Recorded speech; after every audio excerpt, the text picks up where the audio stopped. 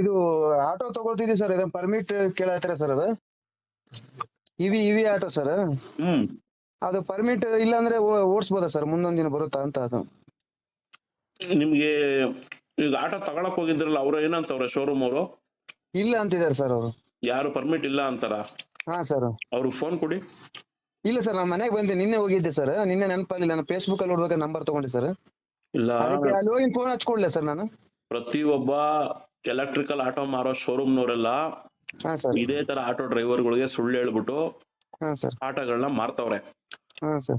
ನೀನ್ ಎಲ್ ಬೇಕಾದ್ರೂ ಓಡಿಸ್ಕೊಬೋದಪ್ಪ, ನೀನು ಬರೀ ಬೆಂಗಳೂರಲ್ಲೇ ಎಲ್ಲ ಆಲ್ ಓವರ್ ಇಂಡಿಯಾ ಎಲ್ ಬೇಕಾದ್ರೂ ಓಡಿಸ್ಕೊಬಹುದು ಅಂತ ಎಲ್ಲ ಸುಳ್ಳು ಹೇಳಿ ಆಟೋಗಳು ಮಾರ್ತಾ ಇರೋದು. ಹಾ ಸರ್. ನೀವು ಫಸ್ಟ್ ಶಾಂತಿನಗರದಲ್ಲಿರುವಂತ ಆಟೋಗಳ ಪರ್ಮಿಟ್ ಸೆಕ್ಷನ್ ಅಂತಾನೆ ಒಂದು ಸಪರೇಟ್ ಆಗಿದೆ ಶಾಂತಿನಗರದಲ್ಲಿ. ಹಾ ಸರ್. ಆ ಬಸ್ಸು ಡಿಪೋ ಹಿಂಭಾಗ ಸಿಸಿಬಿ ಕಚೇರಿ ಇದೆ, ಅದ್ರ ಹಿಂಭಾಗದಲ್ಲಿ ಆ ಇದಿರೋದು ಆಫೀಸು. ಹಾ ಸರ್. ನೀವ್ ಅಲ್ಲಿ ಹೋಗಿ ನಿಮ್ಮ DL ನ ಕೊಡಿ, ಬ್ಯಾಡ್ಜ್ ಆಗಿದೆ ಅಲ್ವಾ? ಹಾ ಸರ್. DL ನ ಕೊಟ್ಟು, ಸರ್ ನಾನು ಹಿಂಗೆ ಎಲೆಕ್ಟ್ರಿಕಲ್ ಆಟೋ ತಗೊಂತಿದೀನಿ, ಪರ್ಮಿಟ್ ತಗೊಳ್ಬೇಕಾ ಬ್ಯಾಡ್ವಾ ಅಂತ ಕೇಳಿ. ತಗೊಳ್ಬೇಕಪ್ಪ ಅಂತ ಹೇಳ್ತಾರೆ. ಹಾ ಸರ್. ಇದಕ್ ದುಡ್ಡು ಎಷ್ಟು ಖರ್ಚಾಗುತ್ತೆ ಸರ್ ಅಂತ ಹೇಳಿ. ಹಾ ಸರ್. ಅವರು ಫ್ರೀ ಅಂತ ಹೇಳ್ತಾರೆ. ಯಾಕೆ ಅಂದ್ರೆ ಎಲೆಕ್ಟ್ರಿಕಲ್ ಆಟೋ ಯಾರೇ ತಗೊಂಡ್ರು ಅವ್ರಿಗೆ ಪರ್ಮಿಟ್ ಗಳನ್ನ ಫ್ರೀ ಆಗಿ ಕೊಡ್ತಾ ಇದಾರೆ. ನೀವು ಅಲ್ಲಿ ಹೋಗಿ ಅಪ್ಲಿಕೇಶನ್ ಹಾಕಿ, ಆಮೇಲೆ ನೀವು ಅಲ್ಲಿ ನಿಮ್ಗೆ ಒಂದು ಕಾಪಿ ಕೊಡ್ತಾರೆ. ಆ ಒಂದು ಕಾಪಿನ ಇಟ್ಕೊಂಡು ಆಮೇಲೆ ನೀವು ಆಟೋ ಶೋರೂಮ್ ಅಲ್ಲಿ ಹೋಗಿ ಕೊಟೇಶನ್ ಹಾಕ್ಸ್ಬೇಕು.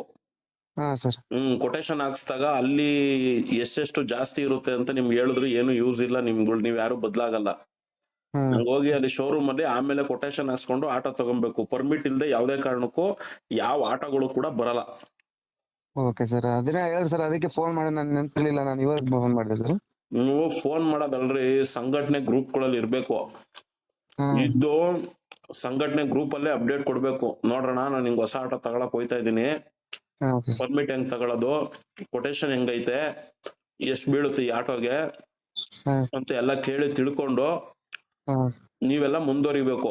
ನೀವ್ ಹಿಂಗೆ ಫೋನ್ ಮಾಡೋದು, ಹಿಂಗೆ ಫೋನ್ ಮಾಡ್ಕೊಂಡಿದ್ರೆ ಎಷ್ಟು ವರ್ಷ ಮಾಡ್ತಾ ಇರ್ತೀರಿ ಹಿಂಗೇನೆ? ನಾವು ಸೇರ್ಕೊಂತೀವಿ ಬಿಡಿ ಸರ್, ಸಂಘಕ್ಕೆ ಸೇರೋಣ ಸರ್. ಅದಕ್ಕೆ ಸೇರ್ಕೊಂಡು ನೀವ್ ಇದ್ದು ಒಳಗಡೆ ಇದ್ದು ಅಪ್ಡೇಟ್ ಕೊಡ್ತಿದ್ರೇನೆ ನಿಮ್ಗೆಲ್ಲ ಗೊತ್ತಾಗೋದು.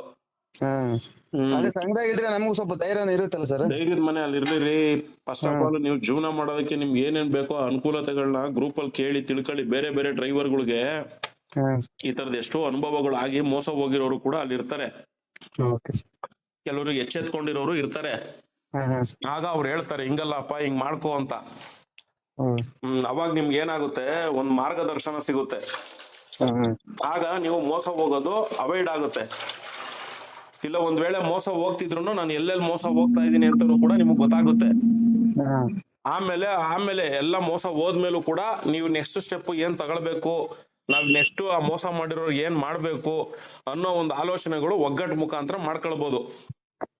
ಹಿಂಗೆ ಅಮಾಸೆಗೊಬ್ಬ ಹುಣ್ಮೆಗೊಬ್ಬ ಫೋನ್ ಮಾಡ್ಕೊಂಡು, ಅಣ್ಣ ಹಿಂಗ್ ಮಾಡ್ತಿದೀನಿ ಅಣ್ಣ, ಹಂಗ್ ಮಾಡ್ತಿದೀನಿ ಅಣ್ಣ ಅಂದ್ರೆ ಇದೆಲ್ಲ ಒಂಥರ ಒಳಲ್ ಹುಣ್ಸೆಹಣ್ಣು ತಿಂದಂಗ ಆಯ್ತದೆ ಈ ಕೆಲಸ ಕಾರ್ಯಗಳು. ನಿಜ ಸರ್. ಮಾಡಿ ಟೆಲಿಗ್ರಾಮ್ ಅಲ್ಲಿ ಮೆಸೇಜ್ ಮಾಡಿ, ಏನ್ ನಿಜನೋ ಏನೋ. ಮಾಡ್ತೀನಿ ಸರ್.